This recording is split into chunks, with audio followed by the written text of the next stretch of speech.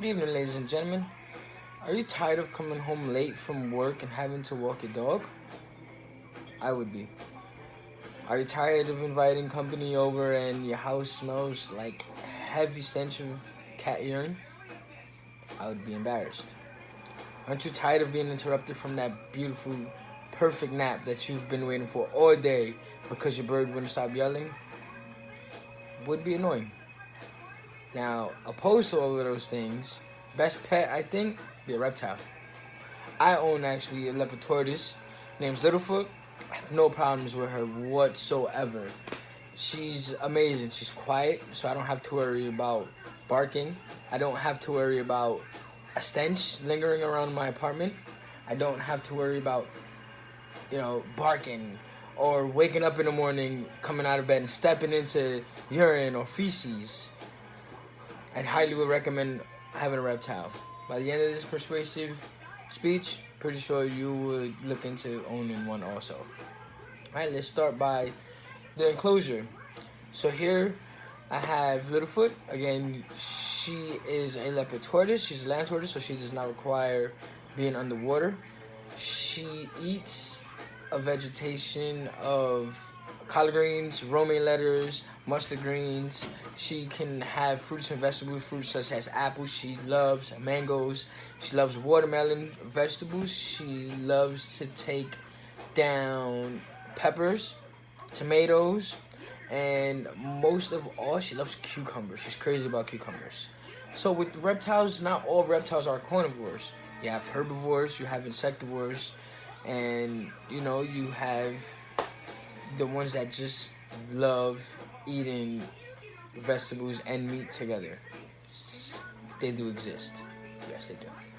Now, reptiles have been a part of my life for over 20 years. My dad worked in a pet shop, and since a kid, I would go help clean out the enclosures, and it was then that I realized these guys are not hard to care for at all. I don't have to worry about changing the cat litter. As stated, I do not have to ever walk my tortoise outside for her to use the bathroom. She turds little tiny pellets, so it's literally a spot clean. So it doesn't take much time of my day having to just go in with a paper towel or a piece of toilet tissue and just picking up the little turd, flushing it down the toilet, all done. She is on a repti carpet, which is pretty much a carpet that I just take out once or twice a month, depending on how often she's stooling, and I would just scrub it down in the bathtub and let the carpet hang. Within 2 or 3 minutes, the carpet's dry. I put it back in her enclosure. She's good to go. Within that time, my daughter's holding her, and my wife is cutting up, collard greens and so forth, so my daughter to hand feed.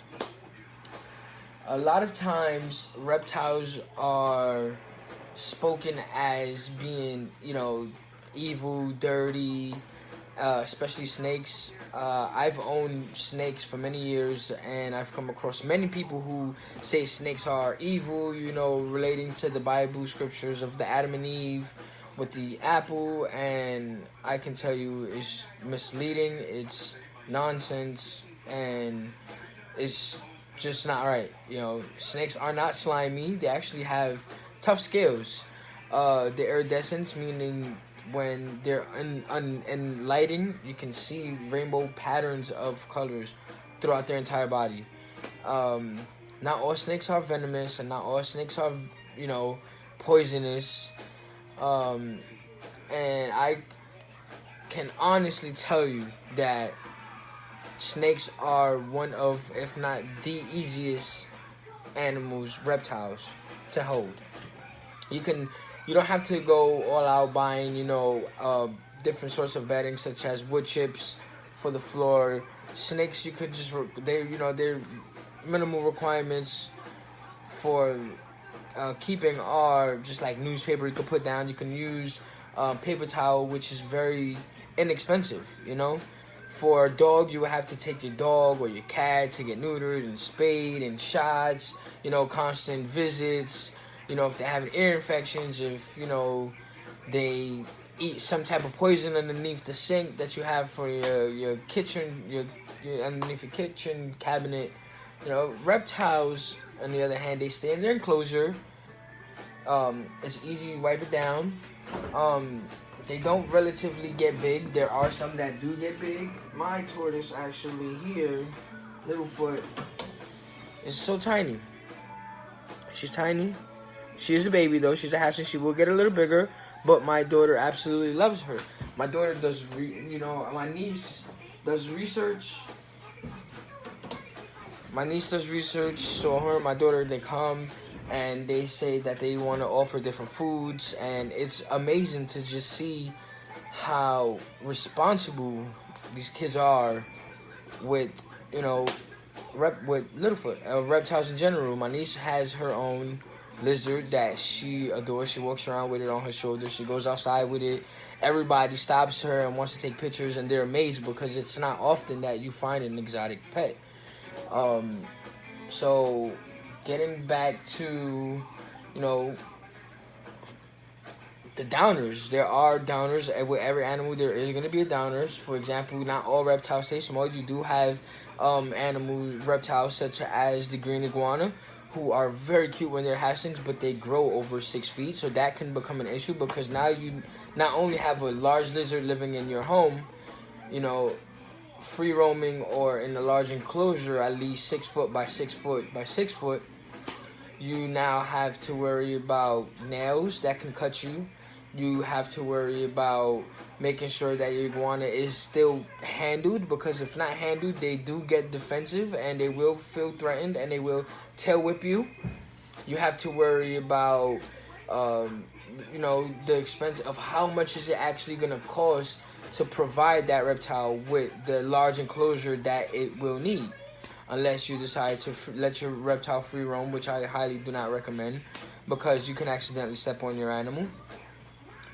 But another downer that can become is, here I have lightings. If you can see here, I have UBV lighting, which helps metabolize the calcium within the reptile. If they don't have that UBV lighting, they can develop metabolic bone disease, and you can treat the metabolic bone disease, but it cannot cure the deformities and the abnormalities that come along with your reptile. So that is really a bummer. But to wrap it all up in a nutshell, I would just love to conclude that, with the proper enclosure, with the proper lighting, with the proper, diet, you can go on vacation for a week or two and not have to worry about your animal, your reptile, being stressed out, being lonely, because they do really good when they're left alone. I have my enclosure lights on a timer so that it turns on and off by itself, the daylight. As long as you provide your reptile with enough food, it's fine. Snakes, you can feed them every other week, so it can feed once, and then you will have to feed it until another 2 weeks. For Littlefoot here, I can feed her every other day. Right now, I'm feeding her every day small portions, just so she can, get a good different variety of different nutritions in her body. But as she gets bigger, I can literally just put in a whole bunch of greens in there and go on vacation and come back home, and she'll be perfectly fine, as long as I say her lights are on at specific times, which is maintained with a power outlet, which is amazing for me.